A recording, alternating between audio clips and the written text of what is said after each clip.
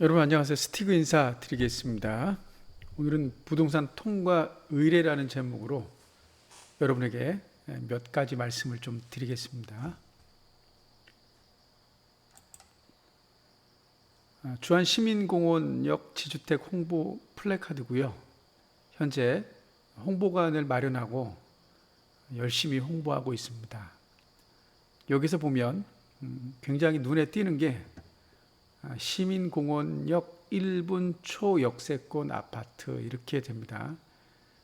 어느 역이든 지하로 내려가기 때문에 예를 들어 1분은 무리고요.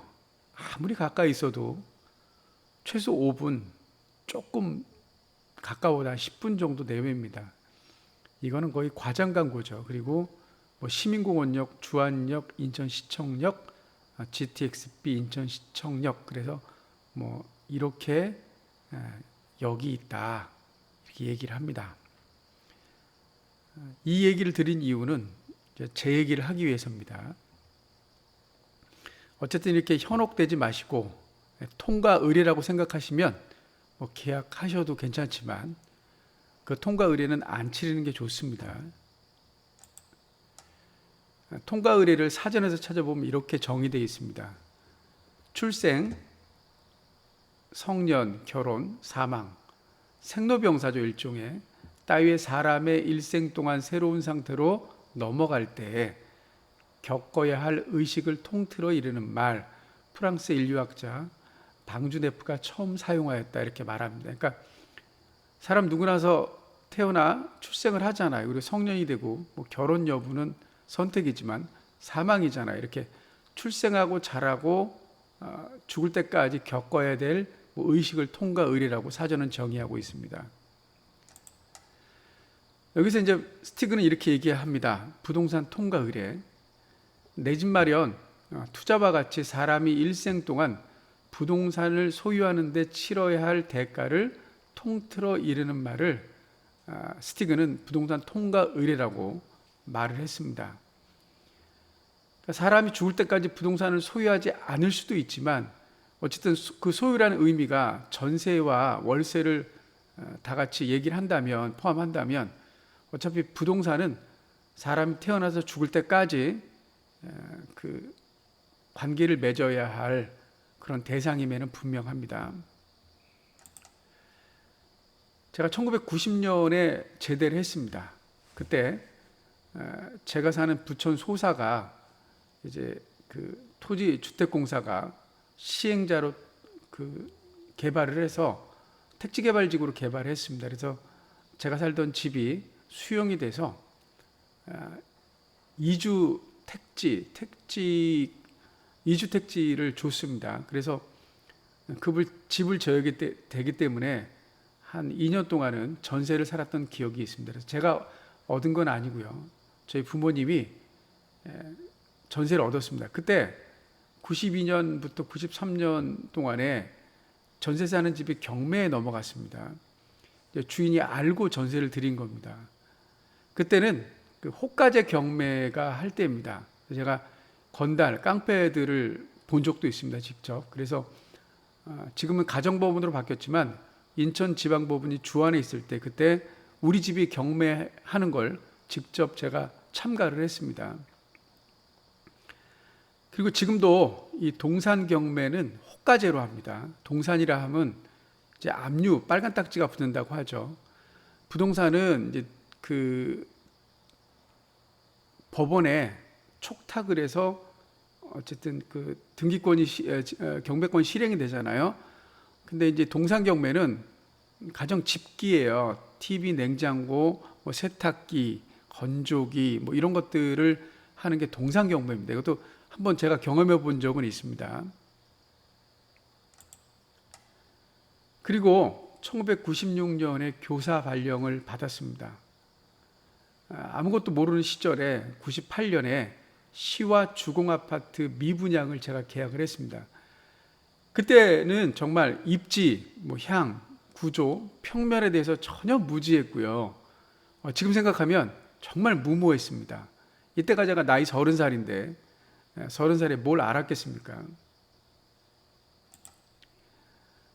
일단 입지를 보시려면 교통과 학군과 상권 그리고 직주 근접을 따져봐야 되는데 뭐 교통도 좋지 않았고요. 학군도 뭐 말할 것도 없고 상권은 이게 중심 상업 지역이 옆에 있어서 안마시술소, 룸사롱 뭐 이런 것들이 좀 있었습니다. 그러니까 상권도 별로 좋지는 않았습니다.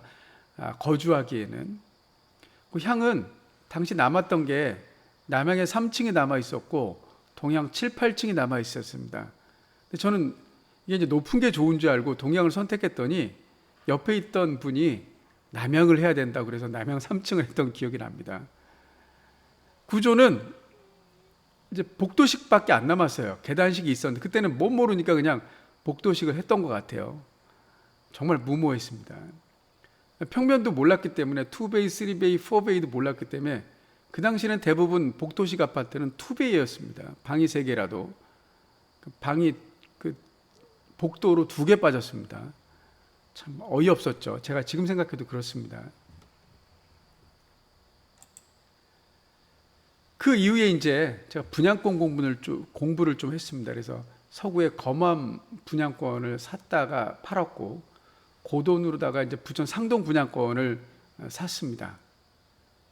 그리고 그 이후에 경매를 공부를 해서 빌라를 한 10채 정도 낙찰을 받았습니다.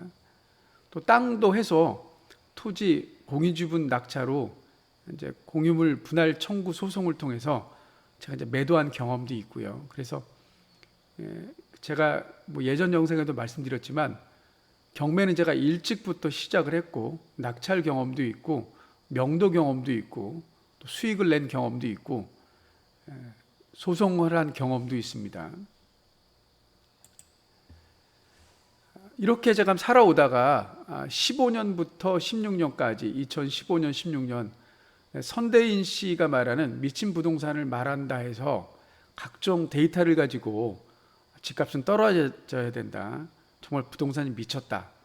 이대로 가다간 정말 나라가 망한다라는 얘기를 듣고서 제가 과감하게 살던 집을 팔아버리고 이제 전세로 갔죠. 근데 전세로 간 뒤에 아무래도 감이 이상한 거예요. 느낌이. 나는 이분 얘기가 맞을 줄 알았어요. 정말 신뢰했기 때문에 저에게는 신 같은 존재였죠.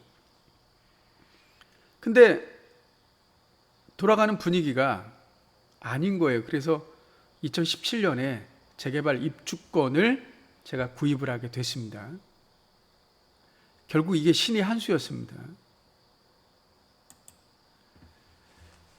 그리고 2021년에 제가 공인중개사를 합격을 했죠. 20년부터 공부를 해서 1년 동안 공부를 해서 50대 직장인이 1년 동안 공부해서 이제 합격을 했지만 제가 개업은 하지 않고 현직 교사이기 때문에 그리고 2022년 11월 1일부터 스티그 TV를 운영하고 있습니다.